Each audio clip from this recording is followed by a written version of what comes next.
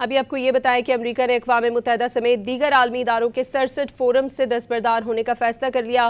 खबर रसा एजेंसी के मुताबिक अमेरिकी सदर डोनाल्ड ट्रंप ने वाज़ेह किया है कि वो अक़वाम मुत्तहिदा समेत दीगर आलमी इदारों के 66 फोरम से दस्तबरदार होने का फैसला किया है, जिसमें मौसमियाती तब्दीली, अमन और जमहूरियत से मुतालिक ताउन के फोरम शामिल हैं। व्हाइट हाउस की जानिब से एलामिये के मुताबिक सदर ट्रंप ने बावर कराया कि ये फैसला इन इदारों, कन्वेंशन और मुआहदों से मुतालिक है जो अमरीकी मफादात के खिलाफ हैं। इसके अलावा अमरीका उन फोरम्स की फंडिंग भी रोक देगा। अभी आपको ये बताएं कि अमेरिका ने अक़वाम मुत्तहिदा समेत दीगर आलमी इदारों के 67 फोरम से दस्तबरदार होने का फैसला कर लिया।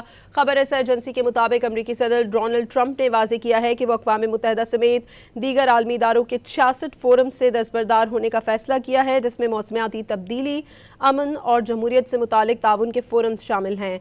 व्हाइट हाउस की जानिब से एलामिये के मुताबिक सदर ट्रंप ने बावर कराया कि ये फैसला इन इदारों, कन्वेंशन और मुआहदों से मुतालिक है जो अमरीकी मफादात के खिलाफ हैं।